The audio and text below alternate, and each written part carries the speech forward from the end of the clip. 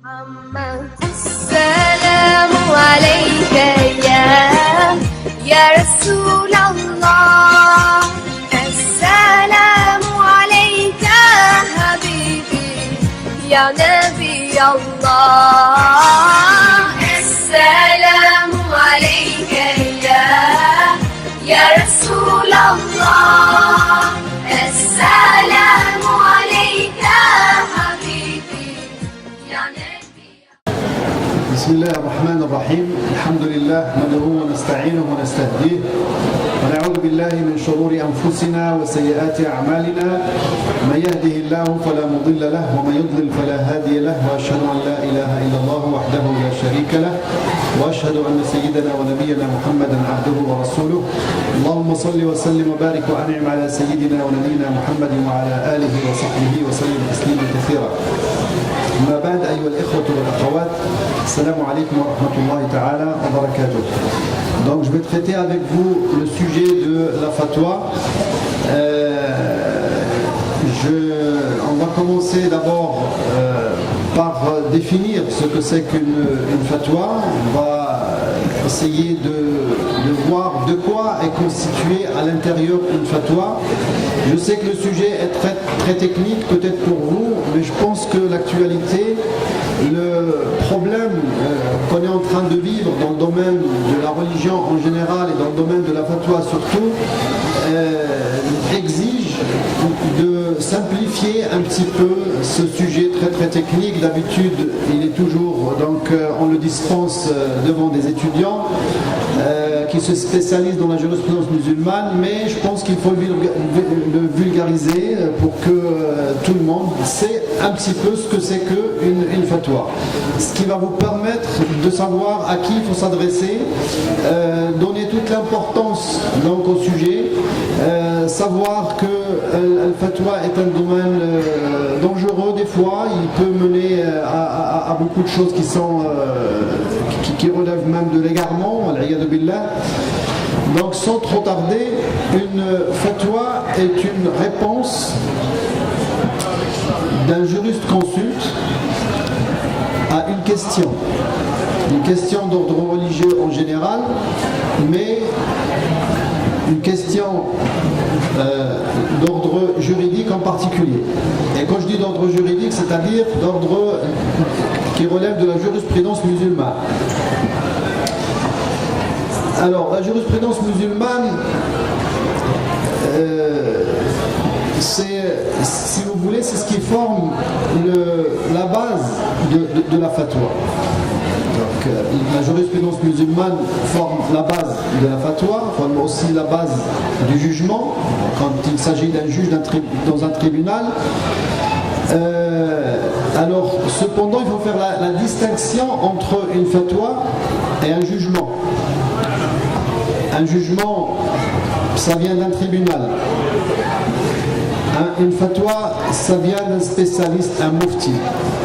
Un jugement, il a valeur, si vous voulez, un juge peut vous imposer son jugement, sa sentence. Un mufti n'a pas cette vocation-là. Il ne peut pas vous juger, il ne peut pas vous imposer sa réponse. Sa réponse à force d'orientation. Après, il vous laisse entre vous et Allah subhanahu wa ta'ala.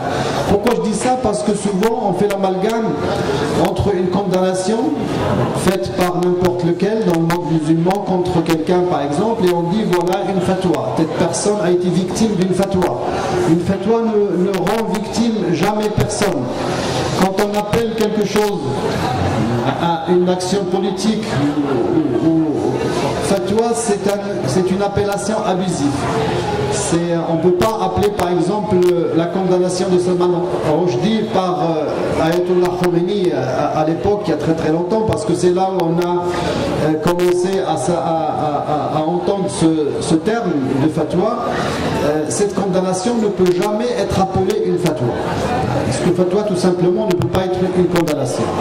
Donc pour bien comprendre ce que c'est que la fatwa, c'est tout simplement une réponse à une question posée par la vie qui a force d'orientation, tout simplement.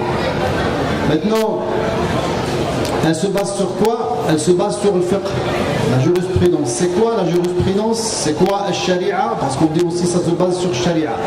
Alors il faut faire la différence entre la sharia, entre le fatwa, entre le fiqh. La sharia, c'est la religion en général, globalement, toute la religion, tout ce que vous pouvez trouver dans la religion, que ce soit ce qui gouverne votre relation avec Allah subhanahu wa ta'ala, ou ce qui régit votre relation avec les êtres humains, ou ce qui régit votre relation avec vous-même, tout ça, ça s'appelle la sharia. Ça veut dire tout ce que le prophète sallallahu alayhi wa sallam nous a ramené. La révélation coranique, la tradition prophétique, tout ce système de valeurs qu'on peut tirer de ces sources, eh bien ça s'appelle al-sharia. Autrement dit, donc al-sharia englobe l'aqidah, la foi, le credo, elle englobe la jurisprudence, elle englobe aussi le système moral dans l'islam, le système de l'éthique, donc l'akhlaq. Et donc tout ça forme al-sharia. Pour al-fiqh, eh bien al-fiqh c'est, si vous voulez,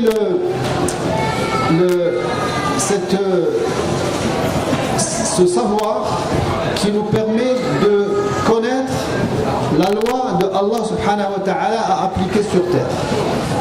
Et cette loi divine, elle est révélée dans le Coran, elle est aussi énoncée dans la sunna du prophète sallallahu alayhi wa sallam en tant que règle générale. Dans l'application, quand on veut l'appliquer dans une réalité, eh bien, ce qu'on est en train d'appliquer, on applique al-fiqh. L'application de ce qui a été révélé, eh bien, il y a d'un côté le texte, la lecture du texte, et il y a d'un autre côté cet ijtihad humain dans la compréhension d'abord du texte, et puis cet ijtihad humain aussi dans l'application de cette loi. Donc il y a là al-fiqh, al-sharia, et il y a la fatwa. Alors la fatwa c'est quoi? La fatwa c'est singulière, c'est prendre une question et répondre, cette réponse elle s'appelle fatwa. Alors de quoi est constituée une fatwa? Une fatwa, elle se constitue ou elle se repose sur deux sortes d'ijtihad. Le premier ijtihad, on l'appelle ijtihad al-istinbat, l'effort d'interpréter les textes pour extraire, pour tirer, pour déduire un statut. La deuxième sorte d'ijtihad, c'est ijtihad al-tanzil, ijtihad de l'application. Ça veut dire quoi? Ça veut dire prendre un cas réel et essayer de lui appliquer la loi. Alors la somme de ces deux ijtihad, c'est ça qui va produire une fatwa. Je vais donner un exemple pour clarifier la chose. Si je vous pose une question, je vous dis quel est le statut de la zakat. Vous allez tous me dire, zakat c'est un pilier de l'islam, et donc le statut de la zakat c'est l'obligation. Alors je vous dis que cette réponse est une réponse qui émane d'un juriste, mais qui n'émane pas d'un mufti. Un mufti, il ne répond pas de cette manière-là. La méthode du mufti est d'appliquer cette loi qui est révélée, mais qui est dans l'absolu. Quand elle passe à l'application, eh bien, un mufti, qu'est-ce qu'il doit répondre quand on lui pose la question? Il va vous dire combien vous possédez d'argent. Vous allez lui dire je possède 1000 euros. Il va vous dire non, la zakat n'est pas obligatoire pour vous. Vous allez lui dire je possède 20 000 euros. Il va vous dire depuis quand? Vous lui dites depuis une semaine. Il va vous dire non, zakat n'est pas encore obligatoire pour vous. Vous lui dites je la possède depuis une année. Il va vous dire, est-ce que vous avez des dettes? Vous allez lui dire, oui, j'ai une dette. Combien s'élève votre dette? À 30 000 euros. Il va vous dire, zakat n'est pas obligatoire pour vous. Vous allez lui dire non, j'ai pas de dette. À ce moment-là, il va vous dire oui, vous devez faire votre zakat. Donc vous voyez très très bien que Al-Mufti, il a une autre dimension. C'est-à-dire, la première dimension, c'était le fait de répondre dans l'absolu, après une compréhension d'un texte. Mais le Mufti, lui, il prend la réalité en compte. Il va vérifier que vous êtes vraiment assujetti à la zakat. Alors, comment il va faire? Parce qu'en fait, toute loi révélée, toute loi faite par le prophète sallallahu alayhi wa sallam, elle se compose de deux choses. Elle se compose d'une loi injonction, ça veut dire le fait de savoir ce qu'il faut faire et ce qu'il ne faut pas faire. Ça veut dire que c'est une loi ou c'est un statut qui qualifie votre action, mais c'est toujours dans l'absolu. Si vous faites ça, vous avez ça, ou si vous faites ça, vous avez ça. L'autre loi, eh bien, c'est le fait de savoir quelles sont les raisons de l'application de cette loi, quelles sont les conditions, est-ce qu'il y a éventuellement des empêchements. Et là aussi, on est devant une autre sorte de loi qui s'appelle la loi déclaratoire. C'est-à-dire que Allah subhanahu wa ta'ala déclare tout le temps, à côté d'une loi injonction, il déclare les modalités de l'application de cette loi. À travers le fait de vérifier est-ce que les raisons et les conditions sont réunies pour l'appliquer, est-ce qu'il n'y a pas d'empêchement. Et donc c'est le travail du Mufti. En fait, il va prendre donc toute la production du fiqh et il va essayer de la traduire dans la réalité. Et c'est pour ça qu'on dit une fatwa doit obligatoirement prendre le contexte en considération. Une fatwa qui ne prend pas le contexte en considération est une fatwa boiteuse. C'est-à-dire qu'elle se repose sur un seul pied, alors qu'une fatwa doit reposer sur deux pieds, sur ces deux sortes d'ijtihad.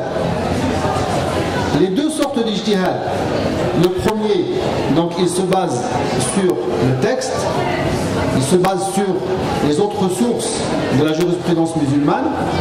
Donc vous avez d'abord le Coran, la sunna du prophète sallallahu alayhi wa sallam qui sont les deux sources principales. Après vous avez le reste des sources. Et donc tout ça, ça a été théorisé par les savants auparavant. On sait très très bien comment faire, on sait comment lire un texte, on sait comment extraire, on a les outils qui sont bien élaborés, théorisés dans la matière qui s'appelle Usul al-Fiqh, qui est une matière parfaitement élaborée, qui nous donne tous les principes qui nous permettent de comprendre par des spécialistes. Donc elle permet aux spécialistes de comprendre le texte et d'extraire son contenu. Maintenant, l'autre forme d'ijtihad qui est l'ijtihad de l'application, eh bien, c'est un ijtihad qui ne repose pas du tout sur le texte.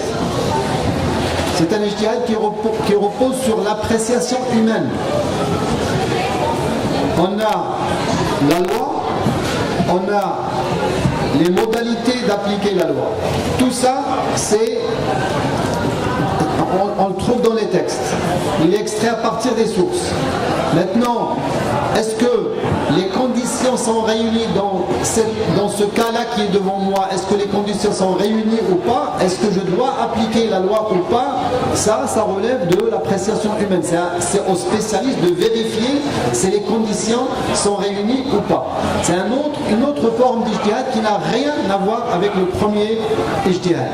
Dans le premier, on se base sur la lecture des textes, mais dans le deuxième, Ghazali, par exemple, l'un des grands Usuli, Mohammed, quand il parle de cette deuxième forme d'ijtihad qui est malheureusement peu théorisée jusqu'à nos jours, parce que dans l'histoire de la jurisprudence musulmane, on a toujours donné l'importance au texte. C'était la chose, si vous voulez, la nouvelle chose. C'était la chose qui posait plus de problèmes. cette deuxième forme d'ijtihad ne posait pas beaucoup de problèmes. Pourquoi? Parce que d'abord c'était quelque chose d'humain, donc ça pose pas de problème. On était devant un contexte qui n'était pas trop compliqué, hein, donc c'était plutôt beaucoup plus simple en tout cas que notre contexte d'aujourd'hui. Et donc c'est pour ça que cette deuxième sorte d'ijtihad n'est pas trop théorisée. En fait, ce qui se passait dans la tête du juriste, hein, des grands imams, des grands savants, c'est que le deuxième sorte d'ijtihad, c'était quelque chose qui se passe dans la tête. Il n'est jamais écrit noir sur blanc.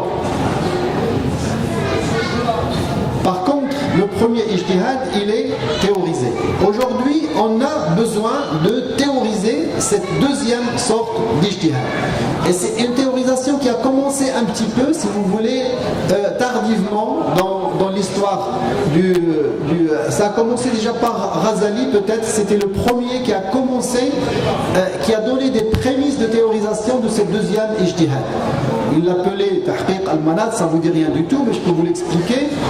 C'est-à-dire, c'est cet ijtihad qui se base sur le déterminant de la norme. Comment vérifier que dans un cas donné, dans un cas précis, réel, comment vérifier que ce que détermine la norme est bien vérifié. Et donc ça, si je peux donner un exemple, c'est que Allah subhanahu wa ta'ala, quand il nous donne, quand il révèle des lois, il nous donne la loi et il donne avec la loi ce qui détermine l'application de cette loi. Ce que j'ai appelé tout à l'heure les modalités. Ainsi, par exemple, Allah subhanahu wa ta'ala dans le Coran nous dit faites témoigner les justes parmi vous. Si j'étais un juge et que je dois juger dans une affaire qui est devant moi, que je dois faire appel à des témoins, eh bien, le Coran m'oblige à adopter le témoignage qui émane des gens justes. Ça, c'est la règle à appliquer. Mais vérifier que telle personne, ce témoin-là est juste et ce témoin-là est injuste, ça, c'est pas quelque chose que je vais trouver dans le Coran, ni dans la Sunna. C'est à moi, par mon appréciation en tant que juge, mon appréciation personnelle, c'est ça qui va me donner, si vous voulez, je vais arriver à la fin à dire que telle personne est juste, telle personne est injuste. Donc je suis dans une autre sorte d'ijtihad qui n'a rien à voir avec la lecture des textes, mais ça, elle se base sur l'appréciation humaine, où on fait appel, comme le dit Ghazali, à la raison, à la nature des choses. On fait appel des fois à la terminologie linguistique, on fait appel à l'usage, à l'urf, on fait appel au sens. Et donc c'est ces choses-là qui vont déterminer est-ce que les modalités de l'application de la loi de Allah subhanahu wa ta'ala sont réunies ou pas. Et c'est ça qui fait qu'une fatwa varie. Parce que quand on dit la fatwa varie selon les époques, selon le temps, eh bien c'est ça qui fait varier une fatwa. C'est pas le texte. Le texte, lui, il est immuable. Il ne change pas. Mais dans l'application, eh bien, on va assister à cette différence d'appréciation. C'est vrai que dans le premier ijtihad, qui est l'ijtihad de compréhension du texte, il y a aussi des divergences. Même si le texte est immuable, mais la lecture du texte peut donner naissance à des divergences, ça c'est sûr. On a très très bien vu que les savants, même Sahaba, quand ils ont interprété le texte prophétique ou le texte coranique, ils ont divergé sur la lecture du texte. Ils ont divergé pendant le vivant du prophète sallallahu alayhi wa sallam, ils ont divergé aussi après la mort du prophète sallallahu alayhi wa sallam. Mais cette divergence-là, c'est une divergence limitée. Elle se limite à quelques lectures différentes. Vous pouvez trouver par exemple que sur tel sujet ou tel sujet, on a eu 3 lectures différentes, ou 2 lectures différentes, ou 4 lectures. Vous n'avez pas trouvé 1000 lectures différentes. Alors que sur l'autre ijtihad, vous pouvez vraiment trouver beaucoup de divergences. C'est-à-dire la divergence, elle peut être au nombre infini. Pourquoi infini? Parce que, eh bien, les cas qui se présentent dans la vie, eh bien, c'est quelque chose qui est évolutif. On évolue tout le temps. Vous savez, par exemple, le statut, je ne sais pas moi, de l'esclavage au temps du prophète sallallahu alayhi wa sallam, c'est plus le statut de l'esclavage aujourd'hui. Le statut de la femme au temps du prophète sallallahu alayhi wa sallam, c'est plus le statut, je parle du statut social de la femme aujourd'hui, c'est plus comme le temps du prophète sallallahu alayhi wa sallam. La forme de l'État lui-même pendant l'époque du prophète sallallahu alayhi wa sallam, c'est plus comme le statut de l'État aujourd'hui. Donc comme le monde évolue et l'être humain évolue avec l'évolution de ce monde, eh bien la lecture, si vous voulez, du contexte, de la réalité devant nous va aussi évoluer et va évoluer beaucoup. Et comme on se base que sur l'appréciation humaine, l'appréciation de telle personne, de tel savant, n'est pas forcément l'appréciation de tel savant. Et ce genre de lecture, qui est une lecture de Al-Waqi', elle est, si vous voulez, elle a plusieurs degrés. Elle peut être faite par la personne lambda comme vous. Des fois, on n'a pas besoin de savant pour savoir, pour effectuer ou pour pratiquer ce genre de ijtihad. Alors que le premier ijtihad, c'est un ijtihad réservé aux savants. C'est-à-dire les savants du texte, ceux qui comprennent le texte, ceux qui ont l'outil pour comprendre le texte. Alors que l'autre forme ijtihad, il peut être effectué par la personne lambda. Et je vais vous donner des exemples. Il peut être effectué par un mufti, un juge, peut être effectué par un spécialiste, un expert dans je ne sais pas quelle matière. Parce que la personne lambda, comment on peut effectuer ce genre d'ijtihad? Je vous donne un exemple. On sait très très bien que Allah subhanahu wa ta'ala, donc, il nous a obligés de faire l'odo avant de faire la prière. Et pour faire l'odo, il faut avoir de l'eau pure. Et l'eau pure, on sait ce que c'est que sa définition. Il ne faut pas qu'il soit mélangé à une souillure qui change son odeur, sa couleur ou son goût. Vous avez ce qu'on appelle le déterminant de la norme. Vous le connaissez, vous l'avez appris. Quand vous apprenez à faire la prière, vous apprenez ces choses-là. Maintenant, vous avez un récipient devant vous où il y a de l'eau. C'est à vous de regarder est-ce qu'il a été souillé ou pas. Vous n'allez pas prendre votre récipient pour aller voir un spécialiste, regardez-moi cette eau, est-ce que je peux faire l'eau avec ou pas. Donc c'est à vous, vous-même, vous pratiquez ce genre d'ijtihad qui est le fait d'analyser la réalité de l'eau et donner votre hukm à vous. Vous dites cette eau-là, on peut faire l'eau avec. Et ça, il est autorisé, vous pouvez le faire, il n'y a pas de problème. Il peut aussi être pratiqué par un spécialiste, un expert. Je vous donne un exemple. Le prophète sallallahu alayhi wa sallam nous dit dans un hadith où Hind bint Utba est venue voir le prophète sallallahu alayhi wa sallam pour se plaindre de son mari. Elle dit au prophète sallallahu alayhi wa sallam, Abu Sufyan est un homme avare, il ne me donne pas ce qui me suffit, moi et mes enfants. Est-ce que j'ai le droit de prendre de son argent à son insu? Et le prophète sallallahu alayhi wa sallam, il lui dit, Khudi ma yakfiki wa waladaki bil ma'ruf. Prends ce que te suffit, toi et tes enfants, dans le cadre de ce qui est communément connu. Et là, ce qu'on tire, le déterminant de la norme tirée de ce récit prophétique, c'est ce qui est l'obligation dans la pension alimentaire et la suffisance. Ça veut dire le montant, le droit de la femme, si vous voulez, à son pension alimentaire se calcule sur la base de la suffisance. Donc, on dit que le déterminant de la norme est la suffisance.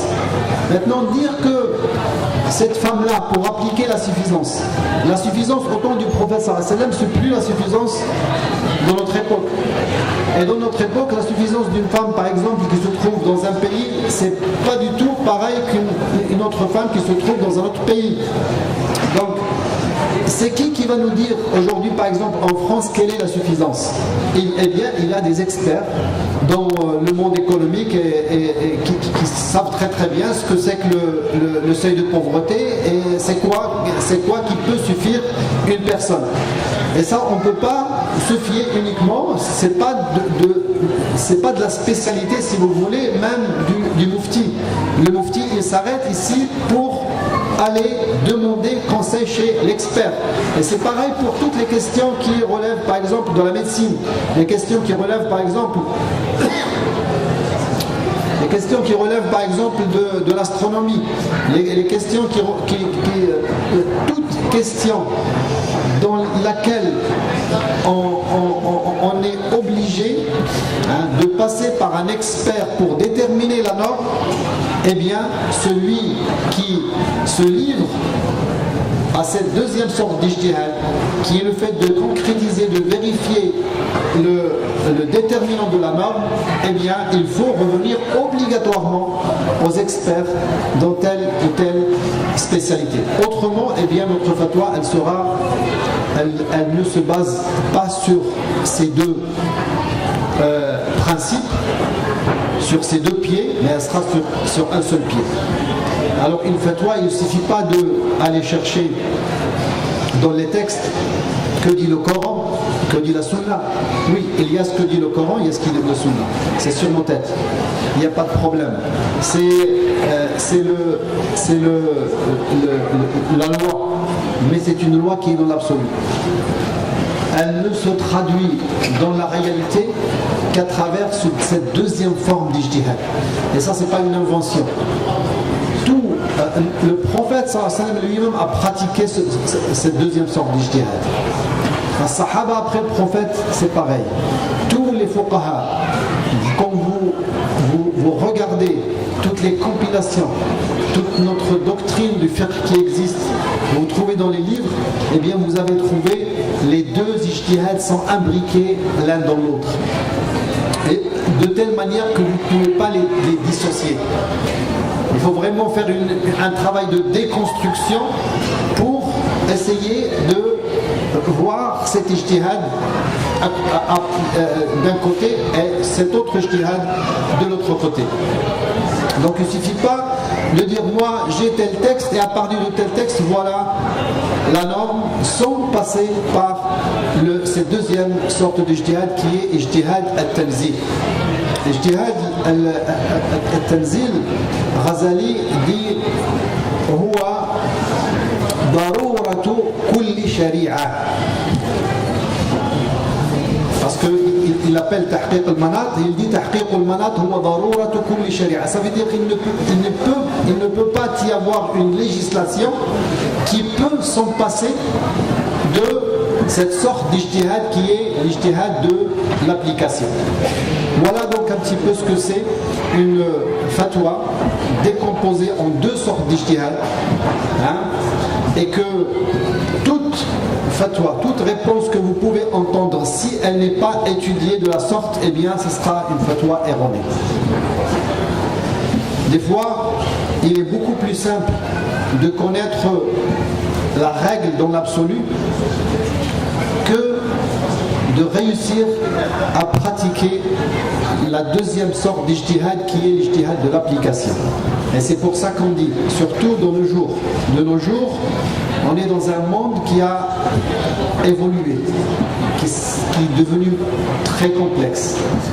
Et que poser une question dans le domaine économique, poser une question dans le domaine sociologique, ou dans le domaine psychologique, ou dans le domaine de la médecine,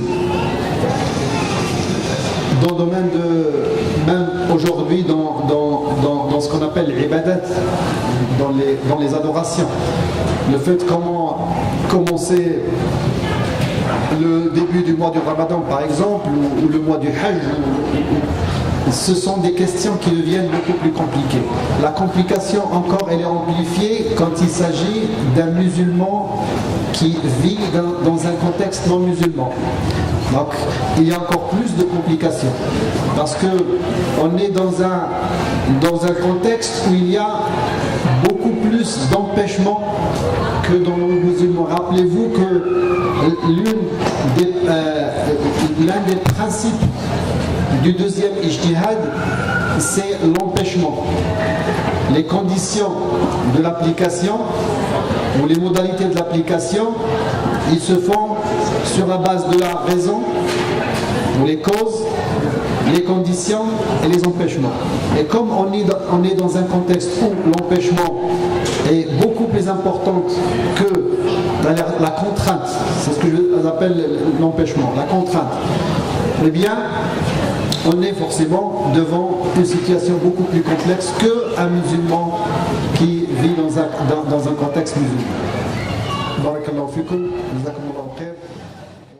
السلام عليك يا رسول الله السلام عليك حبيبي يا نبي الله السلام عليك يا رسول الله السلام